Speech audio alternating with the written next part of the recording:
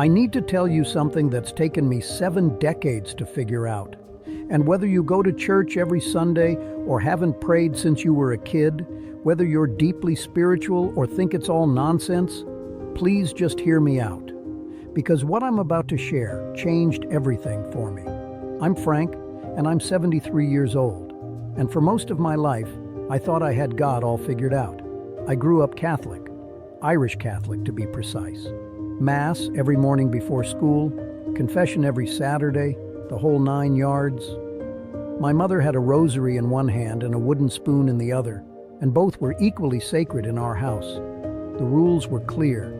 Follow the church, don't ask too many questions, and if you're having doubts, pray harder. For 40 years, that worked for me, or at least I thought it did. Then my daughter Katie came home from college and told us she was gay. I remember that conversation like it was yesterday. She was 20 years old, sitting at our kitchen table, crying because she was terrified we'd reject her. And my first thought wasn't about her happiness or her safety or how brave she was being. My first thought was about what Father Murphy would say, about what the neighbors would think, about whether this meant we'd failed as parents. I'm not proud of that moment, not proud of how I reacted, not proud of the things I said, because I chose doctrine over my daughter.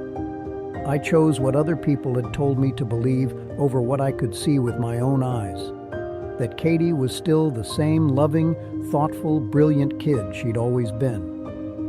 For 2 years, we barely spoke. 2 years where I lost sleep every night, where I prayed the same prayers over and over, asking God to fix her, never once thinking that maybe what needed fixing was my own heart. Then one Sunday, I'm sitting in church, listening to Father Murphy preach about love and compassion, and it hit me, really hit me. How could the same God who taught us to love our neighbor as ourselves want me to reject my own child? How could the God of love want me to choose judgment over family? That's when I started asking questions I'd been too scared to ask for 50 years. I started reading, not just the Bible, but everything else too. I read about other faiths, other ways of understanding the sacred.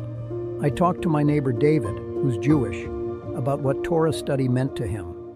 I had coffee with my coworker Maria, who told me about how her Buddhist practice helped her find peace after her divorce. And you know what I discovered? Every single person I talked to, regardless of what they believed, was wrestling with the same basic questions. Why are we here? How should we treat each other? What happens when we die? How do we find meaning in suffering? The answers were different. The rituals were different. But the questions, the deep human need to connect with something bigger than ourselves, that was universal. I met a Muslim man at the hospital when my wife was getting treatment for her cancer. His mother was in the room next to ours, and I'd see him praying 5 times a day, every day, in the little chapel downstairs. One day, I worked up the courage to ask him about it. He told me that prayer wasn't just about asking for things. It was about remembering his place in the world, about gratitude, about surrendering his worries to Allah. And I realized that's exactly what I felt when I said the rosary. Same feeling, different words. I started going to different services, a Baptist church where people praised with their whole bodies, a Quaker meeting where we sat in silence for an hour, a synagogue where the rabbi spent more time asking questions than giving answers. And every time, I found something that felt true, something that pointed toward the same mystery I'd been seeking my whole life. But I also saw the dark side. I saw people use their faith as a weapon. I watched families torn apart because someone married outside their religion. I heard sermons that seemed more about fear and control than about love and grace. I saw good people convinced they were going to hell for things that had nothing to do with how they treated their neighbors. And that's when I understood something important. Religion, like anything else humans touch, can be used for good or for evil. The question isn't whether you're religious or not. The question is whether your beliefs make you more loving or more fearful, more compassionate or more judgmental, more humble or more arrogant. When Katie got married to her partner Sarah 5 years ago, I walked her down the aisle.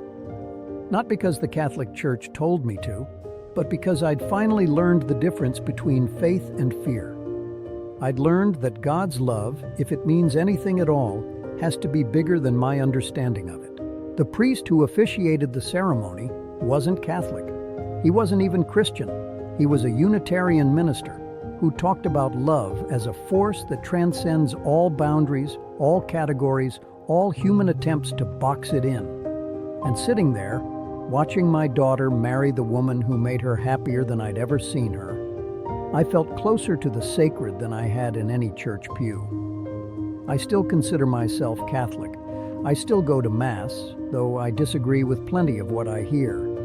I still pray the Rosary, though my prayers look different now.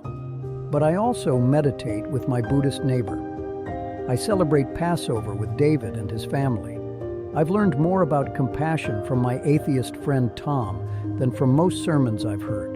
And here's what all of that has taught me. The divine, whatever you want to call it, is bigger than any one tradition can contain. Much bigger. Every religion I've encountered has captured some piece of the truth, but none of them has captured all of it. How could they? We're talking about the infinite here. We're talking about mystery that's literally beyond human comprehension. I think that's why there are so many different faiths in the world. Not because some are right and some are wrong, but because the truth is so vast that it takes thousands of different perspectives to even begin to approach it. My wife died 2 years ago, 51 years together. And in those final weeks, when the doctors had done everything they could, I sat by her bedside and I prayed. But not the prayers I learned as a kid. I prayed to whatever force of love and beauty had given us those 51 years together.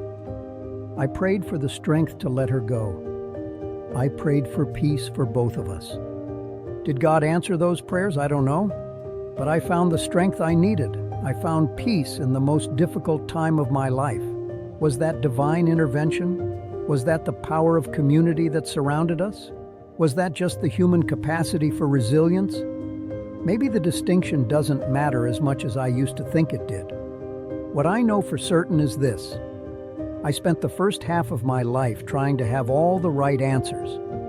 I spent the second half learning to ask better questions.